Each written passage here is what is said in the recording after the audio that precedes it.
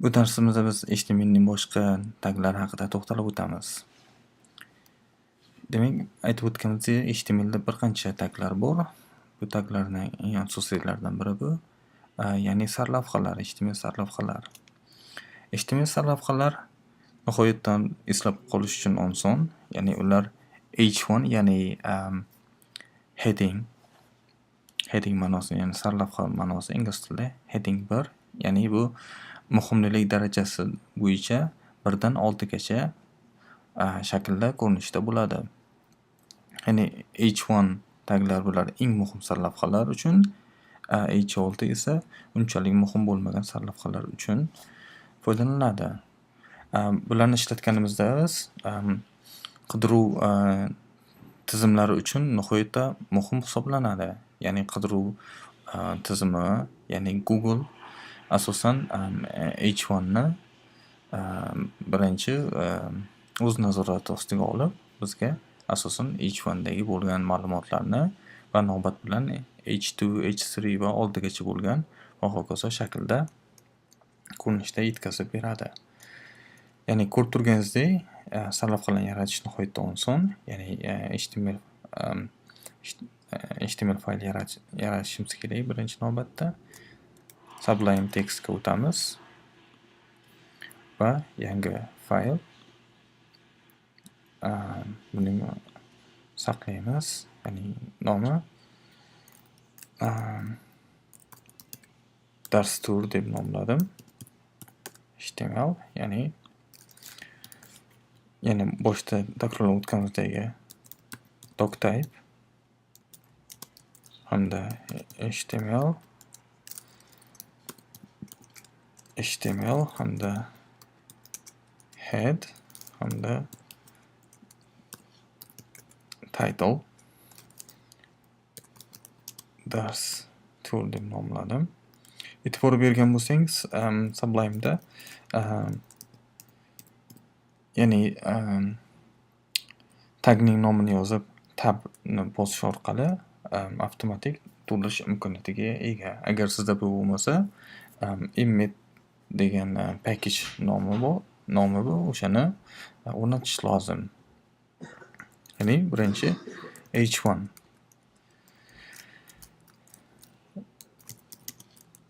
eng muhim,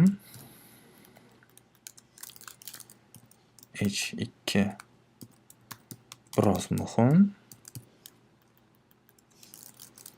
va H6. Ya'ni sizda shunday xulosa hosil bo'ldiki, ya'ni ko'rib turganingizdek 1 dan 6 ga qadar muhimlik darajasida va shaklda ham ancha o'zgarish bor.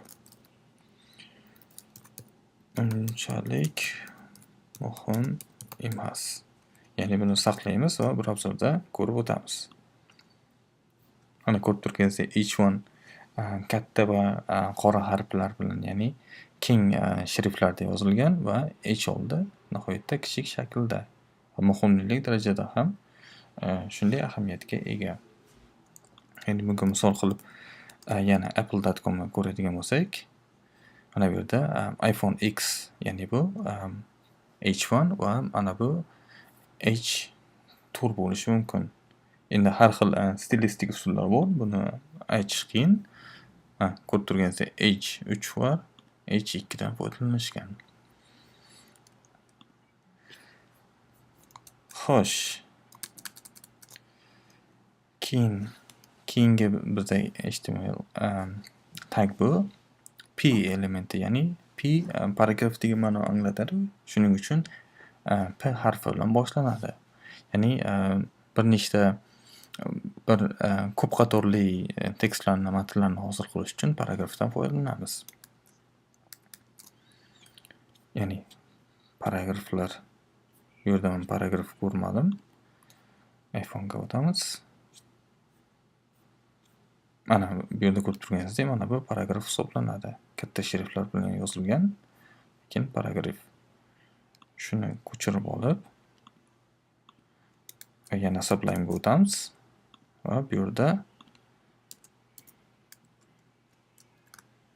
boshlovchi P hamda yakunlanuvchi P va bu yerga saqlaymiz.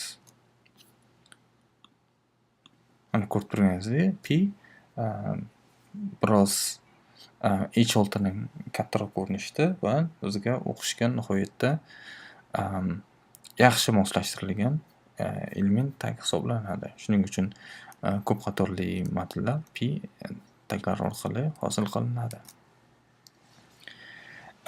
Mana bu yerda BR ya'ni o'z-o'zini berkitmaydigan yoki yakka holdagi element hisoblanib, bu o'sha yangi qatordan boshlashga yordam beradi. Ya'ni BR bu yerda break, ya'ni sinish ma'nosida ishlatilmoqda. Pre esa oldindan formatlangan matn elementlarini yaratish uchun yordam beradi. Ya'ni P bu odatdagi ko'rinish bo'yicha joylashsa, pre bu biz xohlagan shaklda joylashadi. Ya'ni nima demoqchiman? Bu yerda misol keltirib o'tamiz. Birinchi BR ga misol keltirsak, BR demak, mana bu yerdan boshlab bu matn yangi qatordan yoziladi.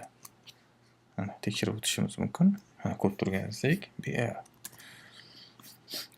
Endi bizda pre element bor deb atadik. Ya'ni bu preformatted, ya'ni oldindan formatlashtirilgan elementlar uchun ishlatiladi. Men xuddi shu elementni ko'chirib olaman va mana bu shaklda joylashtiramiz.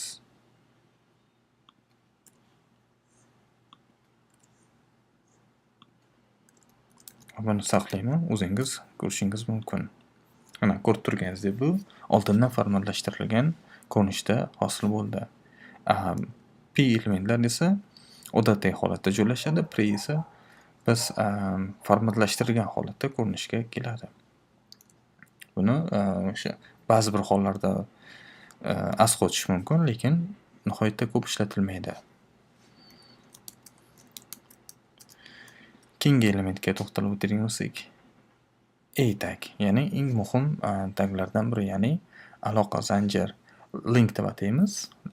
Demak, bular o'sha sahifalarda bir-birini bog'lash uchun ishlatiladigan tag hisoblanadi.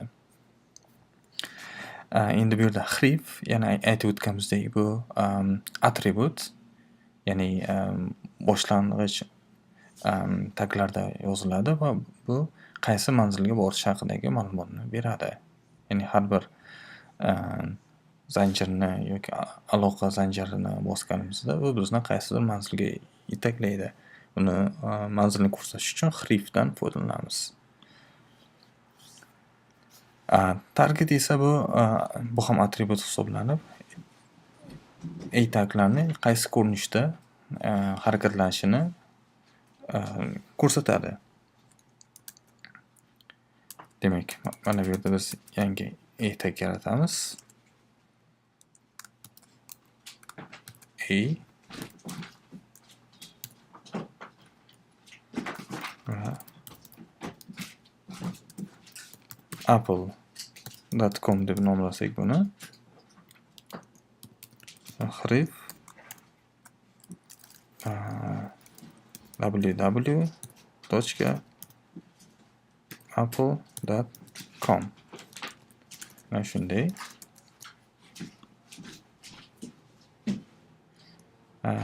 Ko'rib turganingizdek, bu hozir mana faylimdek manzilni ko'rsatmoqda. Menda bunday fayl nomi yo'q. Shuning uchun biz oldin www bilan ishlatilardi. Hozir esa buni HTTP yoki HTTPS protokoli orqali hosil qilish mumkin. Mana endi ko'rib turganingizdek, fayl nomimiz to'g'ri bo'ldi. Bosganimizda bu to'g'ridan-to'g'ri faylimiz shu ko'rsatilgan manzil bo'yicha ochilmoqda. Boya aytib o'tganimdek, bu yerda target atributi bor dedim. Ya'ni shu berilgan A taglarni qayerda ochilishi haqida ma'lumot beradi. Ya'ni bunga misol qilib target pastki chiziqcha blank desak, demak, yangi bo'sh qator boshqa yangi sahifalarni ochish haqida ma'lumot beradi. Mana ko'rib turganingizdek, o'zimizning sahifamiz ham qolib, yangi sahifadan ochdi. Demak, bu ham ko'p hollarda asqotishiga ishonaman. Keyingi elementimiz bu rasmlar. Bu nihoyatda muhim, chunki har bir veb sahifalar hozirgi kunda asosan rasmlardan va matnlardan tashkil topgan. Ingliz tilida bu image tushunchasi o'sha rasmni qisqartirilgan shakli image shaklida yozilgan va e'tibor bergan bo'lsangiz, image bo'sh yoki yakka element hisoblanadi. Ya'ni buning yakunlovchi qismi yo'q. Tagda hrif tushunchasi bo'lsa, ya'ni manzil yozilgan bo'lsa, bu yerda yuklovchi manzil sifatida source, ya'ni atributning manzili shakli source yoziladi. Alt esa atribut hisoblanib, bu qo'shimcha ma'no berishni anglatadi. Ya'ni bu qidiruv sistemasi uchun yoki elektron o'quv vositalari uchun, ko'r odamlar uchun moslashgan o'sha ma'lum bir vositalar bor, ular o'qib beradi. Shunda rasmning o'rniga alternativ so'zini ishlatish mumkin. Mana ko'rib turganingizdek, bunga element qildi. Image source, ya'ni elementning manzili hamda alternativ nom hisoblanadi. Mana bunga misol qilib bu sahifamizga o'tamiz. Hamda image uning rasm manzili source va alt